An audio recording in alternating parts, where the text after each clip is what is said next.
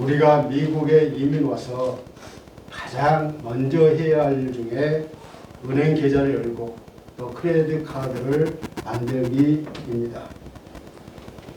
왜냐하면 미국에서 우리가 살 때, 미국뿐만 아니라 전 세계 어디서 살든지 간에 신용이 좋아야 차를 살 때도 또 리스를 할 때도 이자를 싸게 내게 되고 집을 사거나 모기지 론을 받을 때도 신용이 아주 중요한 역할을 하기 때문입니다. 그래서 은행 거래와 신용카드 거래 실적이 좋고 어느 정도 재산이 있으면 신용이 좋다고 말을 하죠. 이런 사람들에게는 은행에서 저금리로 대출해 준다고 가끔은 전화를 합니다. 사실 현금만 쓰고 신용카드를 쓰지 않고 은행 거래가 없으면 아무런 실적이 없기 때문에 은행권에서는 신용점수 자체가 없습니다. 그래서 이런 사람들은 가끔 급전이 필요해서 은행 문을 두드려도 점수가 없다 보니 은행에서 대출을 쉽게 받을 수가 없습니다. 그러다 보니 신용 점수도 쌓아둬야 하는 세상에서 우리가 살고 있습니다. 은행뿐만 아니라 사람들과의 관계에서도 마찬가지입니다. 우리가 금전거래뿐만 아니라 우리가 말한 것을 지키는 그런 신뢰가 있어야 합니다. 그래야만이 다른 사람들과 함께 할 수 있고 사업상 필요한 거래도 할 수 있습니다. 그렇다면 신앙생활에서는 어떨까요?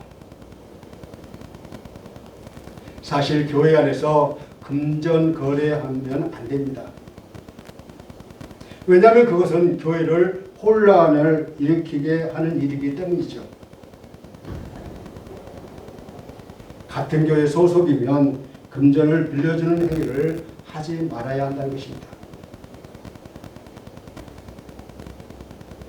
교인이 운영하는 그런 가게에 가서 물건을 사주는 정도야 무방하겠지만 금전을 빌려주려면 아예 받을 생각을 하지 말고 주는 것이 좋다는 것입니다. 힘들고 어려운 지경에 처한 교인들에게 구제하는 것이어야 합니다. 여러분, 창세 이후에 온 우주에서 가장 신용이 좋은 분은 하나님이심을 믿습니까? 아멘. 왜냐하면 하나님은 자신이 약속하신 말씀을 반드시 지키는 분이십니다. 그래서 우리는 하나님을 신용 차원을 넘어서 생명을 주신 인생의 주인임을 믿는 것입니다. 오늘 우리가 읽은 본문에서 예수님은 제자들에게 기도의 내용도 가르치시지만 기도의 자세와 태도에 대해서도 가르치고 계십니다. 예수님께서 가르치신 기도의 마음가짐은 의심하지 말고 믿는 기도입니다. 예수님은 믿음에 결여된 그러한 기도는 기뻐하지 않습니다. 그렇다면 어떤 기도가 믿음의 기도인지 우리가 한번 살펴보면서 은혜 받는 시간이 되시기를 간절히 원합니다.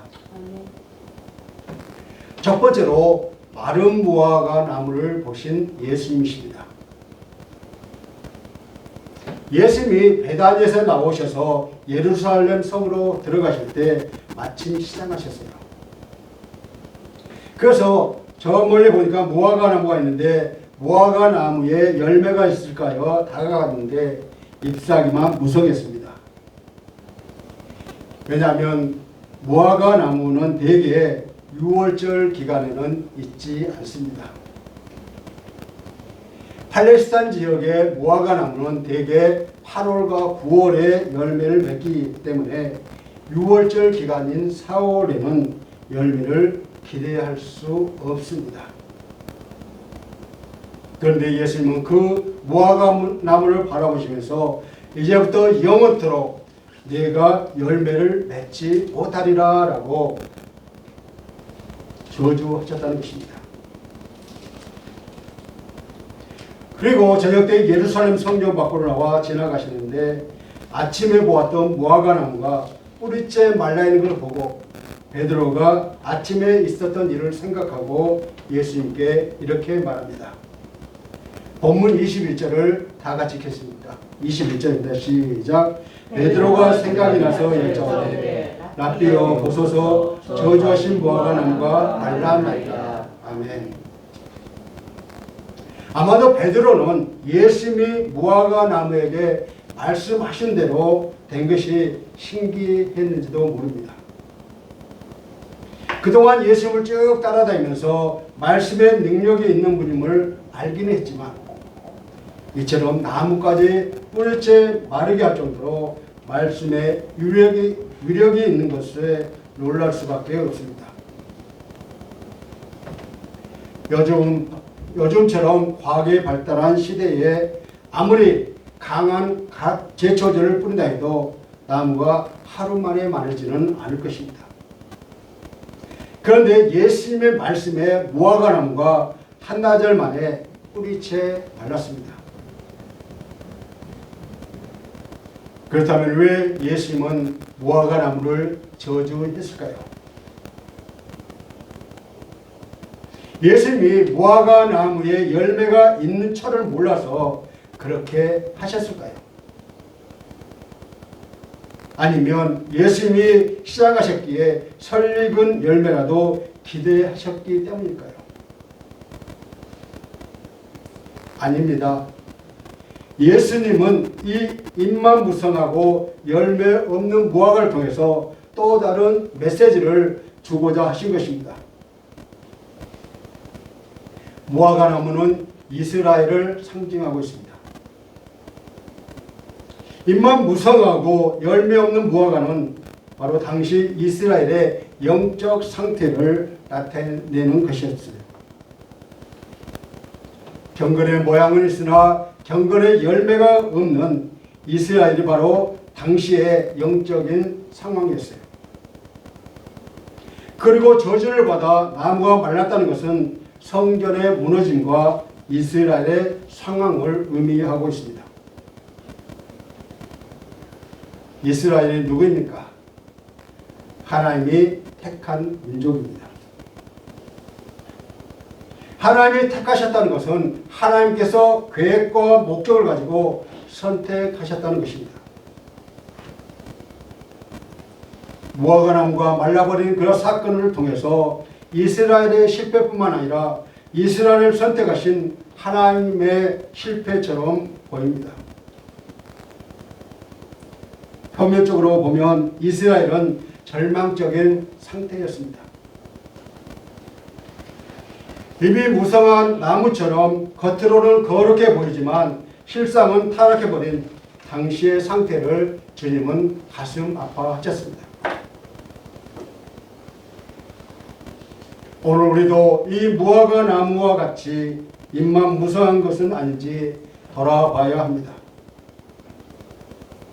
주님을 붙잡는 삶, 주님과 동행하는 삶이 되기 위해서 믿음으로 나아가야 합니다. 두 번째로 믿음의 선언을 강조하신 예수님이십니다. 베드로의 대답을 들은 예수님이 제자들을 바라보시고 이렇게 말씀하셨습니다. 본문 22절을 다 같이 읽겠습니다. 22절입니다. 시작. 예수께서 그들에게 대답하여 이르시되 하나님을 믿으라. 아멘. 여기서 무화과 나무가 마른 것과 하나님을 믿는 일 사이에 무슨 상관성이 있을까요? 이 구절을 언뜻 보면 연결이 잘 안 되는 부분입니다. 무화과 나무가 마른 것에 놀랐는데 왜 갑자기 하나님을 믿으라고 말씀하실까요? 문맥상 끊기는 듯합니다. 사실 지금의 상황이면 기대할 것이 아무것도 없습니다. 그야말로 열매 없는 무화과 나무 그 자체입니다. 그런 상황에서 주님은 제자들에게 하나님을 믿으라고 믿음을 강조하고 계십니다. 겉으로는 이스라엘의 실패, 이스라엘이 선택하신 하나님의 실패로 보이지만 하나님께서는 실패가 없다는 것입니다. 여러분, 예수님이 무화과 나무에게 하신 말씀을 허투루 하신 말씀이 아니라는 것입니다. 이 말씀은 아무렇게나 되는 대로 하신 말씀이 아니었습니다. 예수님의 말씀은 진지하고 또 사람을 살리는 말씀입니다. 예수님의 말씀에는 그 매서운 풍랑도 잠잠하게 하셨습니다. 예수님은 산을 옮겨지라고 말하는 사람이 이루어질 줄 믿고 의심하지 않으면 그대로 된다고 말씀하셨어요. 본문 23절을 다 같이 읽겠습니다. 시작. 내가 진실로 너에게 이르노니 누구든지 이 산으로 들려 바다에 던져지라 하며 그 말하는 것이 이루어질 줄 믿고 마음에 의심하지 아니하면 그대로 되리라. 아멘. 본문 23절의 한 강조점은 하나님의 전능하심을 의심하지 말라는 것입니다. 다시 말하면 믿음의 대상에 대한 전적인 신뢰를 강조하는 말씀입니다. 그러나 믿음을 지킨다는 것은 결코 쉬운 일이 아닙니다. 하지만 전쟁에서 싸우지 않고 평안하게 이기는 사람은 아무도 없습니다. 때리기도 하고 맞기도 하고 죽이기도 하고 죽기도 합니다. 우리가 영적인 전쟁을 하면서 마귀에게 얻어맞기도 하고 우리가 마귀를 때리기도 합니다. 마귀는 저와 여러분에게 의심과 두려움을 가지고 우리를 공격하는데 우리가 마귀를 대적하고 이길 수 있는 무기는 바로 믿음인 것입니다. 믿음을 가지려면 무엇보다도 하나님의 말씀을 의지해야 하는 것입니다. 그리고 그 말씀을 붙잡고 기도해야 합니다. 인생의 어려움을 만날 때에 입술의 고백이 참 중요합니다. 우리 입술의 말이 중요한 것은 하나님께서 우리의 말을 들으시고 그 말대로 역사하시기 때문입니다. 사람이 말할 때 마음속에 그의 생각과 믿음이 담깁니다. 그리고 말은 믿음의 선언이 될 수 있습니다. 우리가 기도 응답을 받지 못하는 이유는 결코 하나님께서 우리의 기도를 예면하시기 때문이 아닙니다. 또 하나님께서 우리의 기도를 응답해 주실 만한 능력을 소유하고 계시지 못하기 때문이 아니라 우리가 믿음이 없기 때문입니다. 그러니 우리가 상상한 것 이상으로 놀라운 반전을 일으키신 분이 바로 하나님임을 믿으십시오. 하나님 뜻과 온전히 일치된 상태에서 가지는 믿음은 불가능이 전혀 없습니다. 그러므로 믿음의 확신을 가지고 하나님께 구하고 구한 것은 이미 응답받은 줄로 믿어야 합니다.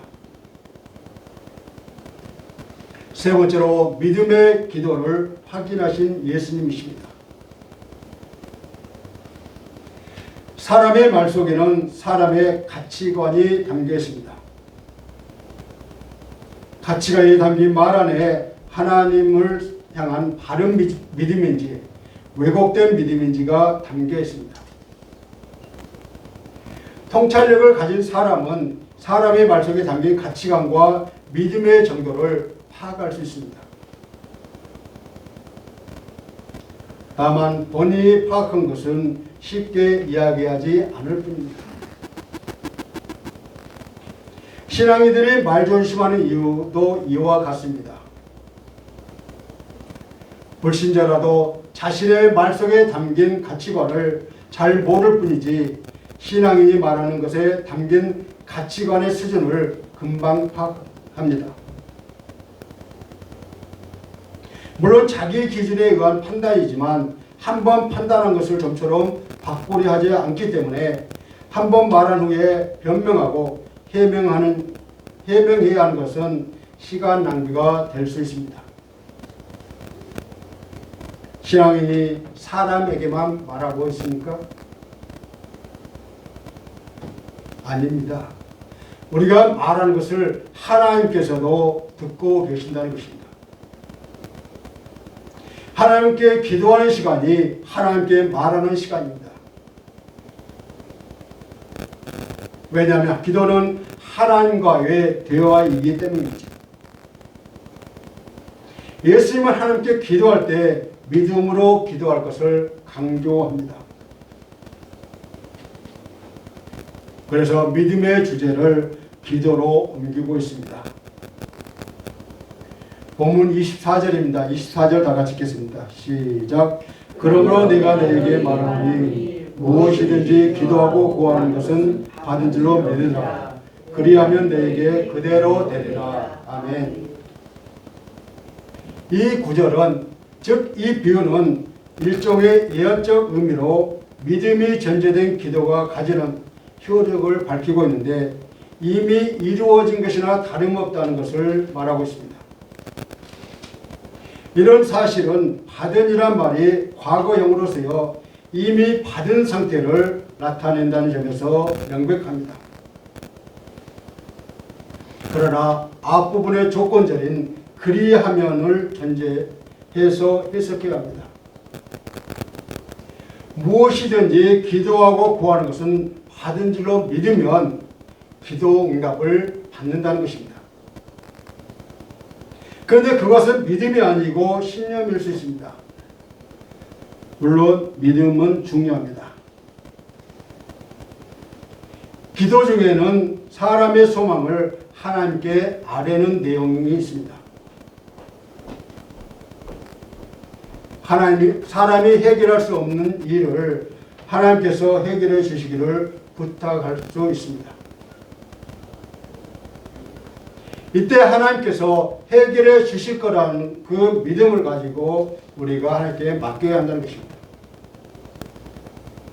하나님은 기도의 내용을 들으시지만 동시에 기도 속에 담긴 마음을 아시기 때문입니다. 그러나 인간들은 불완전한 존재이기 때문에 기도할 때 하나님의 뜻인 것처럼 생각하고 기도하지만 실제로 그것이 인간적인 정욕을 위한 간구이므로 응답받지 못하는 경우가 많습니다. 그러므로 신자들이 기도할 때 무조건 간구할 것이 아니라 먼저 하나님의 뜻이 무엇인가 분별하고 그분의 뜻에 합당한 기도를 해야 합니다. 게다가 기도하면서 정말 내 기도가 응답받을지에 대한 의심을 하기도 합니다. 의심은 자신을 그리스도께 의탁할 것인지를 결정하지 못해서 마음속에 깊은 갈등이 가득 찬 것을 말합니다. 그러나 의심하지 말고 신앙의 확신을 가지고 주를 신뢰하며 열심으로 기도할 때 비로소 우리의 간구를 들으실 것입니다. 이 사실을 의심치 말고 기도하시기를 바랍니다. 네 번째로 용서의 기도를 가르치신 예수님이십니다. 우리는 기도할 때 여러 상황이나 여러 감정을 갖고 기도를 합니다. 우리가 기쁠 때도 기도하지만 슬프고 낙심할 때도 기도합니다. 마음에 기대가 있을 때도 기도하지만 의기소침할 때도 기도합니다. 좋은 소식을 듣고 감사하는 마음으로 기도하기도 하지만 날벼락 같은 소식을 듣고 절망적일 때도 우리는 기도할 수 있습니다. 친구로부터 칭찬을 듣고 즐거워하며 기도할 수도 있지만 이웃과 다투고 마음에 화가 가득 담긴 채 기도할 수도 있다는 것입니다. 시편 기자는 믿음을 비난하는 소리를 많이 들었지만 여전히 기도했습니다. 심지어 구원받을 수 없다는 말까지 들었습니다. 그러나 그는 시편 3편 6절에서 천만인이 나를 에워싸 진칠지라도 나는 두려워하지 아니하리이다 라고 고백했습니다.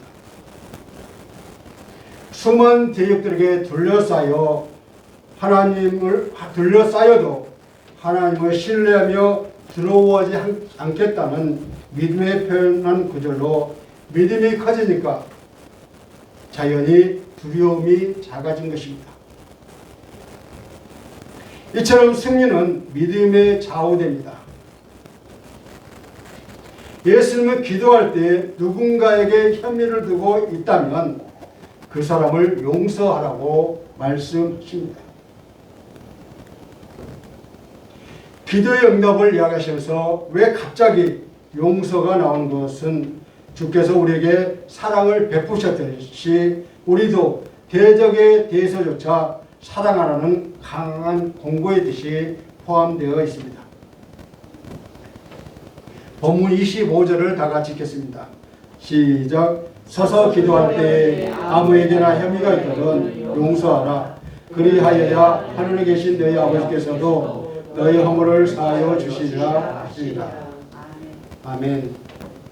여기서 혐의가 있거든은 마음속에 무언가를 가지다, 가능성이 있다라고 번역되어 그 기본 의미는 붙잡다입니다. 이는 상대의 마음에 실증적인 죄가 있을 가능성을 확증하고 있음을 의미합니다. 그러나 비록 그렇다 할지라도 빛을 갚지 못하는 불쌍한 사람의 빛을 탕감해 주듯이 그를 긍휼히 여기고 그의 죄를 사해 줄 것을 말하고 있습니다. 죄로 인해서 죽을 수밖에 없는 우리를 주께서 십자가의 보혈로 사해 주셨기에 또 내 이웃을 내 몸같이 사랑하라고 하셨기에 나의 큰 빚을 탕감받기 전에 내게 작은 빚진 자의 빚을 먼저 탕감해 주어야 하지 않겠습니까? 또 용서하라는 말은 허락하다, 빚을 탕감하다, 죄를 사하여 주다 라로 번역됩니다. 이것은 구약 성경 레위기 10장에서 어떤 사람의 죄를 없애다, 말라기 1장에서 긍휼히 여기다로 번역되는 의미와 동일합니다. 그래서 하나님께 간구할 때는 먼저 타인에 대해 불화나 다툼을 가졌거든 용서하라고 말씀하십니다.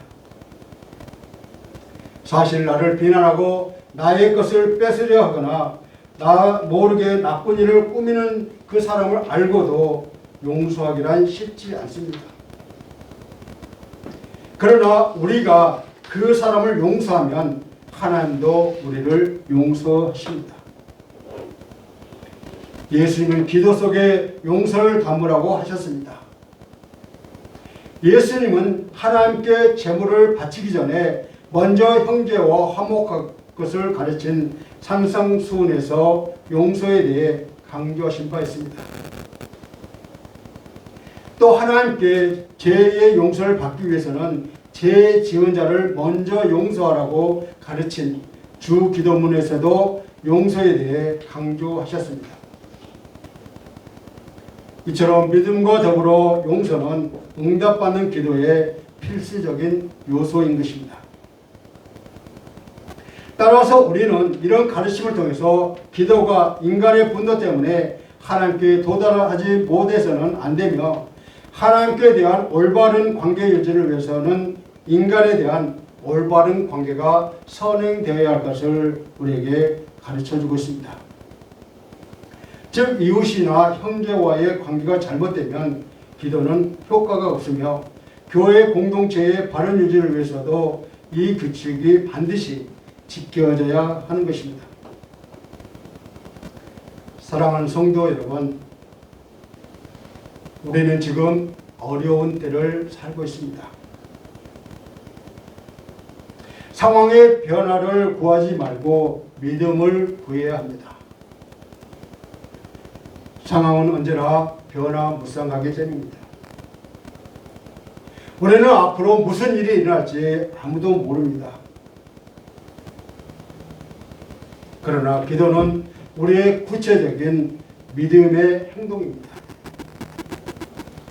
그래서 믿음의 기도는 하나님의 능력을 가져오게 됩니다. 열매 맺는 삶에는 반드시 기도가 있어야 합니다. 삶의 열매들은 기도를 통해서 일어납니다. 저와 여러분이 하나님을 믿는다면 하나님께 기도해야 합니다.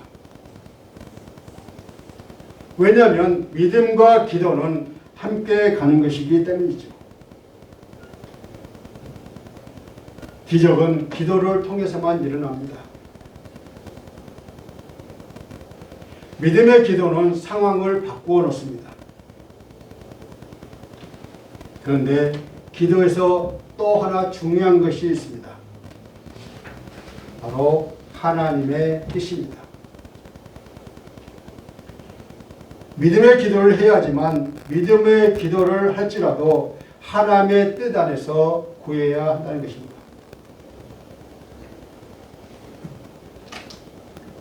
말씀을 맺겠습니다. 우리의 기도는 혹시 곁길로 가지 않습니까? 어떻게 모든 것을 다 맡길 수 있습니까?